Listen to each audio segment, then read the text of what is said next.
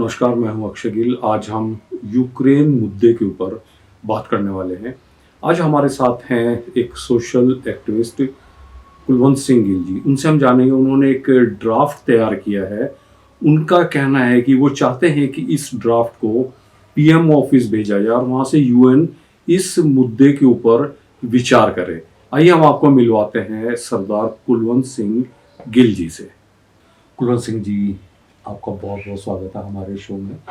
जैसे कि current affair के ऊपर आज हम बात कर रहे हैं, जो कि इस समय बहुत ही ज़्यादा एक ज्वलंत मुद्दा है, रूस और यूक्रेन की लड़ाई।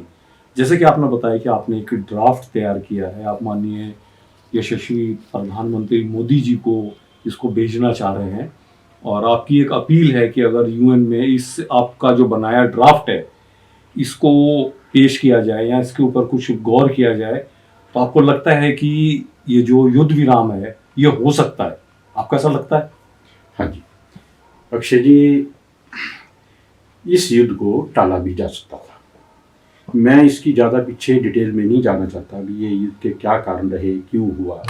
लेकिन मैं जिस दिन ये अमेरिका द्वारा ये प्रस्ताव लाया गया, मैं उस दिन से ही इतनी उसमें उसी दिन से ही मैंने ये ड्राफ्ट तैयार कर लिया था कि मैं कुछ अपनी सजेशंस दे सकूं पीएम ऑफिस को कि ये भारत इसमें क्या रोल अदा कर सकता है इसको युद्ध विराम करने के लिए।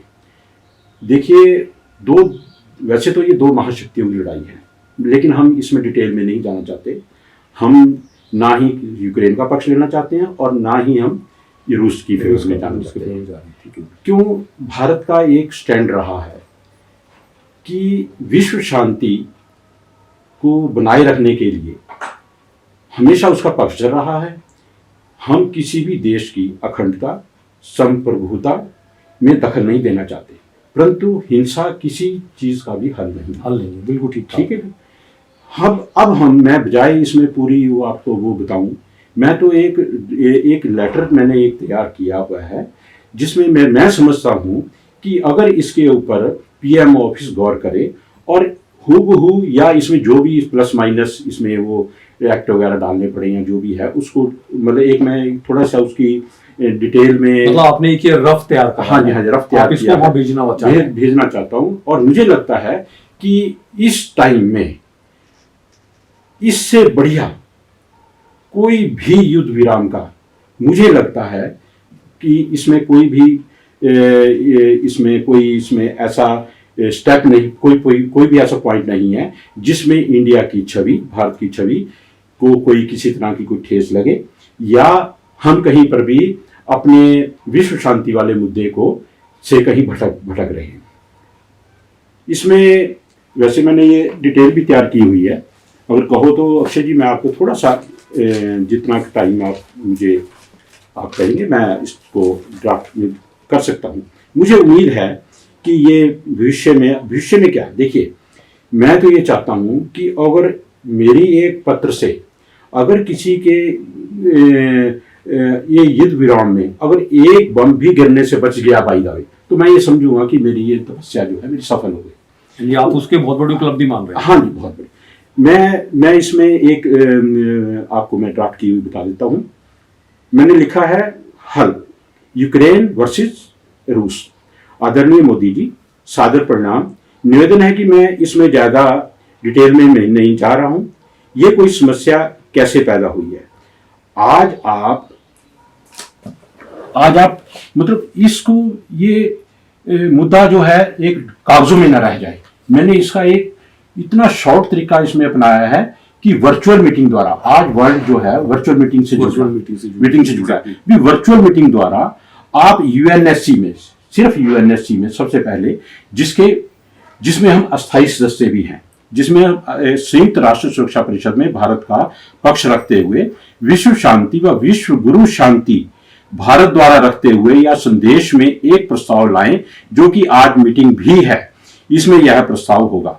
आदरणीय प्रधानमंत्री जी, प्रस्ताव अगर इस टाइप का, मतलब मेरी अपनी दिली इच्छा है कि अगर इस टाइप का प्रस्ताव लाते हैं जिसमें यूएनएससी के अध्यक्ष को संबोधित करते हुए वह यह कहें, मैं आज भारत द्वारा, जो कि एक अस्थायी सदस्य भी है, उसमें तुरंत युद्ध विराम करने की गुजारिश करता हूं, क्योंकि कारण जो भी चाहे हो, दो देशों की अपनी अपनी संप्रभुता अखंडता का सवाल है, परंतु उनकी ये हरकत युद्ध वाली नीति का कोई समस्या का हल नहीं है। भी हम ठीक है, अपने अपने देशों की वो लड़ाई लड़ रहे हैं, अपनी अपनी अखंडता को में सबको हक होता है, प्रोटेक्ट होता है, लेकिन इस आप पूरे विश्व को इतने बड़े संकट में डाल दें, ये तो कोई समस्या का हल, ये कोई समस्या का नहीं।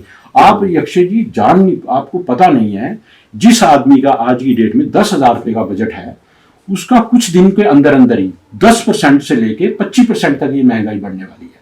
उसका बजट ये 10 से 12-13 हजार तक पहुंच सकता है। ऐसी संभावना लग रही है और इसको कोई रोक नहीं सकता। हर आदमी इससे इफेक्ट होगा। इसमें मेरे जैसे एक सिंपल आदमी का भी मतलब फर्ज बनता है कि मैं भी, क्योंकि ये महल है, ये यूएनएससी जो है ये एक महल है, उसकी हम भारत उसमें ये 15 स्तंभ, भारत में ये 15 स्तंभ हैं और यूएनजीए 193 देश जो हैं उसकी ईंटें हैं और उस ईंट का एक छोटा सा कण हूं मैं, समझे कि नहीं। इसलिए मैं कोई भी आदमी एक पीआईएल दे सकता है सुप्रीम कोर्ट में, मैं एक पीआईएल के तहत मैं ये अपना एक संदेश देना चाहता हूं, जिसमें क्या होगा, अगर हम इसको आपकी एक अपील करें, हाँ अपील तो कहीं गलत नहीं होगा। हाँ, कहीं गलत नहीं होगा। इसमें क्या है कि क्या होगा, अभी कैसे प्रस्ताव पास हो सकता है। एक्चुअली क्या है, इसमें 5 सदस्य हैं, अमेरिका, फ्रांस, चीन, यूके और रशिया, ठीक है। 5 सदस्य, 27 सदस्य हैं। कि 5 स्थायी सदस्य, हाँ 5 सदस्य हैं। हम लोग जो हैं इसमें टोटल 15 हैं और हम लोग जो है इसमें अस्थायी सदस्य के तौर पर है। हम ये प्रस्ताव ला सकते हैं अस्थायी सदस्य के तौर पर, मतलब ये उनको राइट है कि हाँ, हमारे इंडिया को राइट है कि वो कोई भी प्रस्ताव ला सकता है। जिस तरह अमेरिका को पता था कि ये प्रस्ताव, जो निंदा प्रस्ताव लाया, वो उसको पता था कि ये गिर जाएगा, लेकिन अमेरिका इसमें कामयाब हो गया है रूस को अलग थलग डालने के लिए। लेकिन हमारी कोई ऐसी मंशा नहीं है। हम तो सिर्फ विश्व शांति के लिए इस भारत उसमें एक अहम रोल अदा कर सकता है। उसमें क्या है कि यूएनएससी के अध्यक्ष को यदि मैं एक एग्जाम्पल देखना चाहता हूं, उस एग्जाम्पल से आगे बढ़ना चाहते हैं।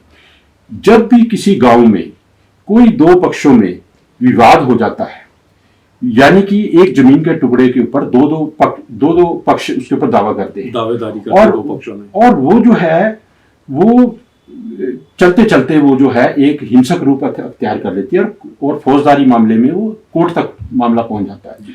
तो सरकार गांव की भलाई के लिए अपनी जिम्मेवारी को समझते हुए, क्योंकि लंबड़दार एक गांव का एक रेवेन्यू जनरेटर होता है गवर्नमेंट का, वो गवर्नमेंट का आदमी ही माना जाता है, तो उसमें गवर्नमेंट कहती है भी चलो आज से भाई ये जब तक इसका कोई भी अस्थायी हल नहीं निकलता तो हम इसको लंबड़दार के हवाले ये जमीन करते हैं, जिस दिन चाहेंगे जिसके पक्ष में फैसला होगा हम उसको हैंड ओवर कर देंगे, मालिकाना हक उसको। इसमें किसी को भी कोई इतराज नहीं होता, किसी को भी कोई इतराज नहीं होता।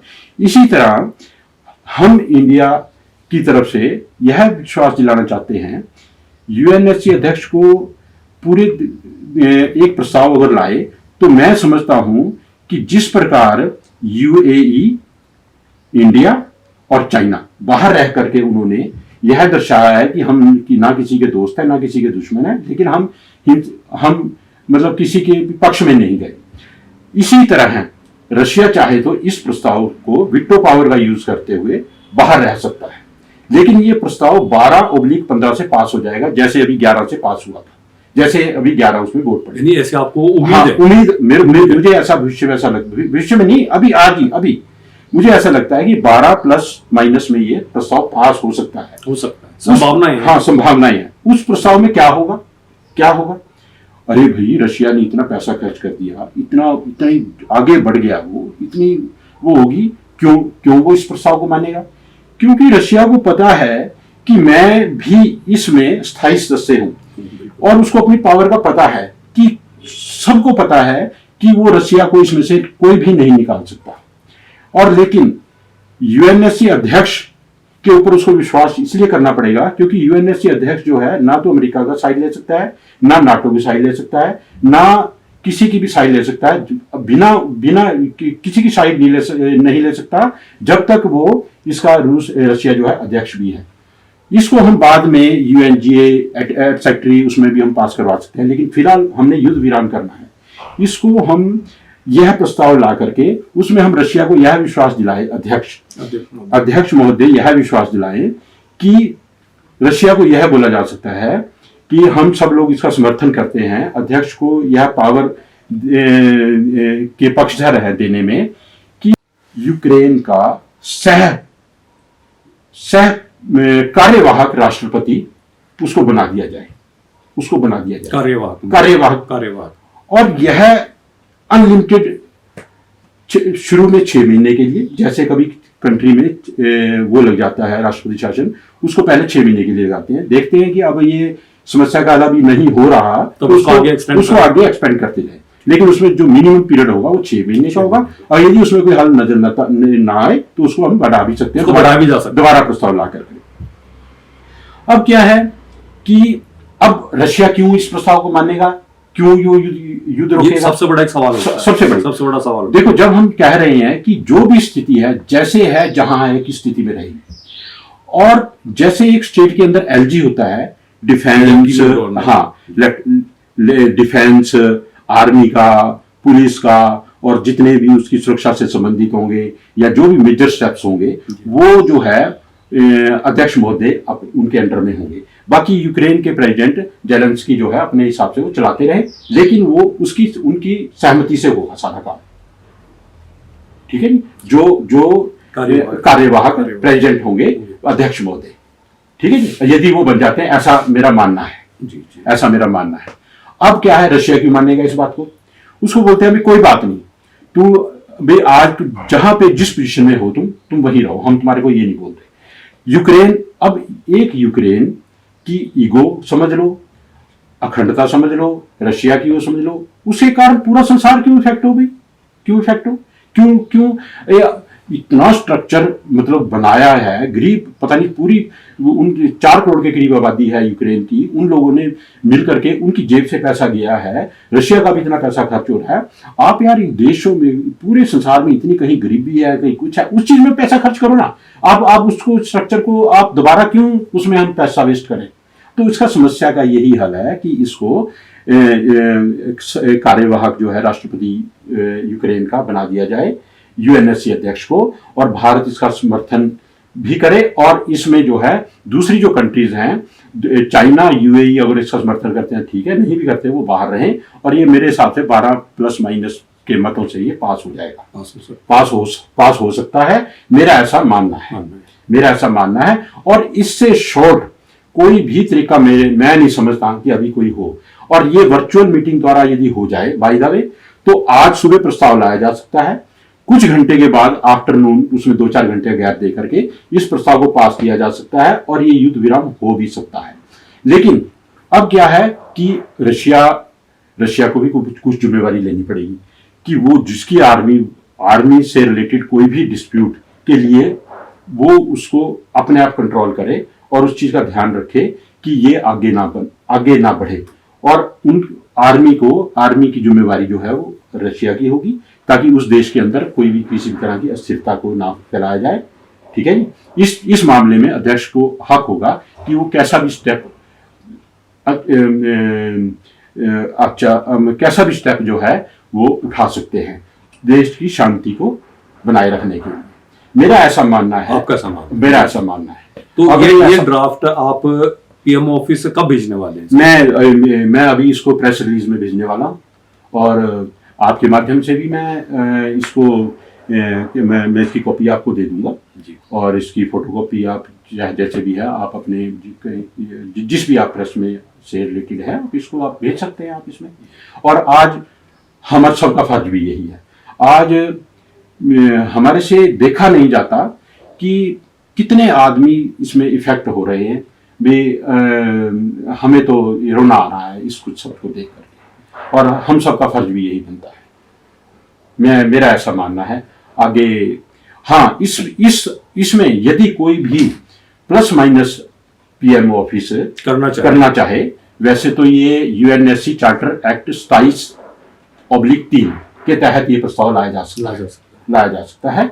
और इसको बाकी जो भी है, अगर किसी भी तरह का कोई मेरे से इसमें कोई बातें छूट गई हो तो वो बड़े बड़े बैठे हैं, वो सब लोग देख सकते हैं। और अगर इसमें मैं स्टेप बाय स्टेप इसमें अगर कोई मेरी इसमें अगर कोई विचार की जरूरत पड़ती है तो मैं हर तरह से जो है मैं इसमें मैं सहयोग करने के लिए तैयार हूँ। इसमें मैंने अपना address with sign, with address, with mobile number, मैंने इसमें सब कुछ लिखा हुआ है।